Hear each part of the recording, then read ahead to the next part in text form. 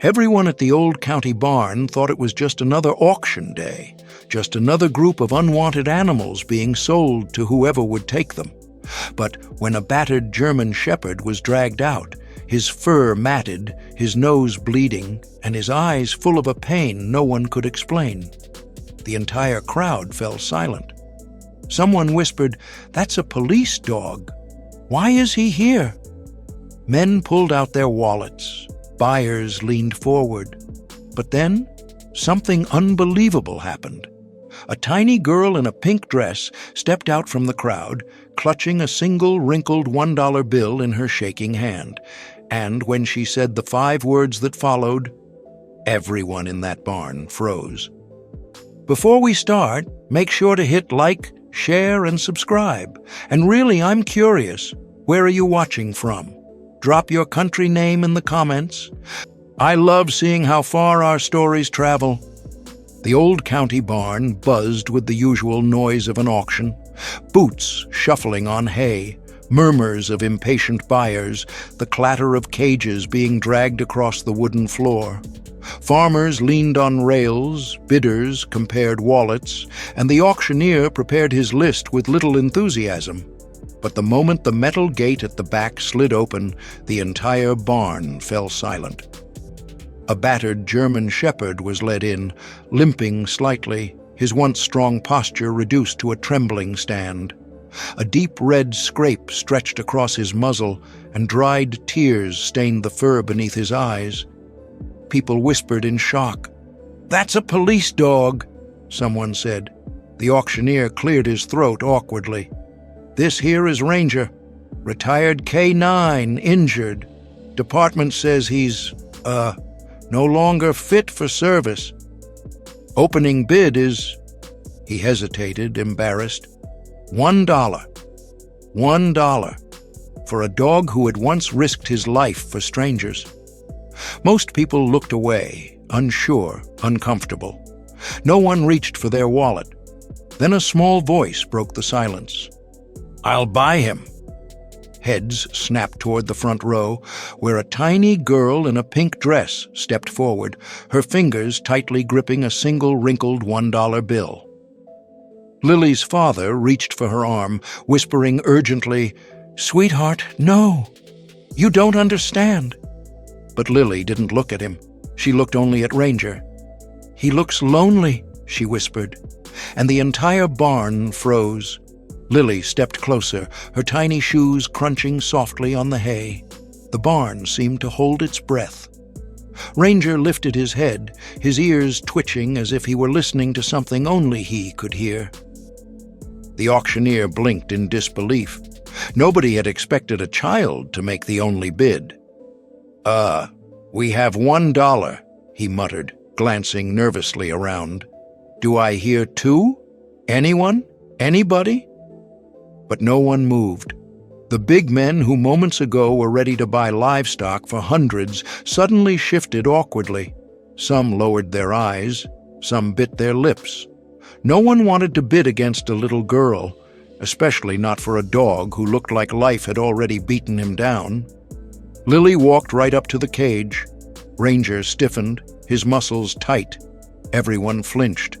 Then something unbelievable happened. Ranger lowered his head, slowly, carefully, and pressed his nose against the bars where Lily's small hand rested. A soft whimper escaped him, broken, longing, almost relieved. Gasps rippled through the crowd. "He's dangerous, don't..." a man started, but Lily ignored him. She gently slid her hand through the gap, letting Ranger sniff her fingers. Instead of growling, the wounded K9 licked them once, timidly. The auctioneer swallowed hard. "Well, if there are no other bids..." Silence. "Sold," he announced. "For $1. Lily placed her wrinkled bill on the table with both hands, as if it were a treasure. She pushed open the cage door, and Ranger didn't bolt or snarl. He simply collapsed at her feet, as if he'd finally found someone worth trusting. Lily knelt beside Ranger, running her tiny fingers through his tangled fur. The dog didn't flinch. He simply leaned into her touch, exhausted. Her father, Daniel, finally caught up, breathless and concerned. "Lily, sweetheart, this dog isn't just hurt. He's been through something bad." A man in a sheriff's jacket stepped forward, his face heavy with guilt. "He has," the sheriff admitted. "Let me explain before you take him." Lily looked up, eyes full of worry. "Why was he in a cage? Why didn't anyone help him?" The sheriff sighed. "Ranger wasn't just any dog. He served this county for 6 years, saved officers, saved civilians. He and his handler were heroes." He paused, his voice rough. "But during a raid a few months back, Ranger took the hit meant for his handler, protected him with his own body." Lily gasped softly and hugged Ranger's neck. "He needed surgery," the sheriff continued. "Expensive surgery, but the department, well, we had budget cuts. No funds, no backup. His handler got injured too and moved out of state for rehabilitation. No family, no one to take Ranger." His eyes filled with shame. "We were supposed to send him to a rehab center, but they rejected him because of his injuries. The auction was the last option." Daniel clenched his jaw. "So you tossed a hero aside?" The sheriff lowered his eyes. "It wasn't right, but we didn't know what else to do." Lily leaned closer to Ranger and whispered, her voice trembling with pure sincerity, "You're not alone anymore. I'm taking care of you now." And for the first time since the raid, Ranger closed his eyes. Peacefully. Bringing Ranger home felt like carrying a fragile secret. Daniel helped Lily guide the weakened K9 inside, laying a blanket near her bedroom door. Ranger lowered himself carefully, his breathing shallow but calmer than before. Lily sat beside him, humming softly as if she instinctively knew it soothed him. But Daniel noticed something strange. Ranger refused to eat unless Lily was sitting within arm's reach. If Daniel approached too quickly, Ranger's ears would flatten, and a low growl rumbled from his chest. Protective, not aggressive. At night, the dog slept pressed against Lily's door, rising every so often to sniff the hallway and check the windows. His behavior wasn't random. It felt intentional.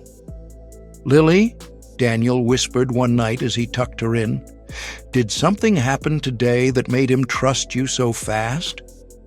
Lily shook her head. "No, Daddy. He just knew me."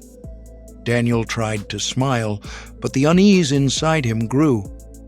Later that evening, while cleaning Lily's dresser, he found something tucked behind a stack of old drawings, a worn police badge with a faded photo attached. His breath caught. It was Lily's mother, Officer Anna Hart, and clipped to the badge was Ranger's K9 unit tag. Daniel staggered back, heart pounding. Ranger, hearing the commotion, pushed the bedroom door open and stared at him, eyes full of something deeper than instinct. Recognition. Ranger hadn't chosen Lily by accident. He remembered her mother. That night, the house was quiet. Too quiet. Daniel sat at the kitchen table, Ranger's old K9 tag resting in his palm, memories he'd tried to bury swirling back like ghosts. Lily's mother had been a fearless officer, devoted and steady. And Ranger had been her shadow. The bond between them had been unbreakable until the raid that took her life. Daniel wiped his eyes. He never told Lily the full truth. She was too young, too gentle, too full of light to understand the darkness that had taken her mother away. But Ranger remembered. And tonight, something in his posture felt different. Alert, tense, worried. A sudden thud came from Lily's room. Daniel jumped to his feet. Before he could reach the hallway, Ranger bolted past him, slamming his body into Lily's door with frantic force.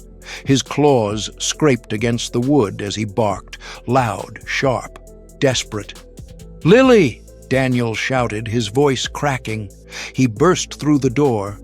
Lily lay collapsed beside her bed, her tiny fingers curled against her chest, her breathing rapid and shallow. Her skin looked pale, almost blue around the lips. "No, no, no, sweetheart, look at me!" Daniel cried, dropping to his knees. Ranger whined and nudged her, his tail stiff, his body trembling. Daniel grabbed his phone with shaking hands. "Help! Someone, please! My daughter isn't breathing right." Within minutes, neighbors rushed toward the house, drawn by Ranger's frantic barking. But it was already clear Ranger hadn't been warning them about danger outside. He had been trying to save Lily, just like he once saved her mother. The ambulance raced through the night, sirens slicing through the darkness as Daniel clutched Lily's tiny hand. Ranger refused to stay behind. He leapt into the back before anyone could stop him, curling protectively beside her stretcher. The paramedics exchanged uneasy glances, but when they saw the fear in Daniel's eyes and the determination in Ranger's, they let him stay. Inside the hospital, doctors rushed Lily into emergency care. Daniel stood frozen in the hallway, his heart pounding like it was trying to escape his chest. Ranger paced in circles, whining every time Lily's scent drifted from the double doors. Minutes felt like hours. Finally, a doctor stepped out.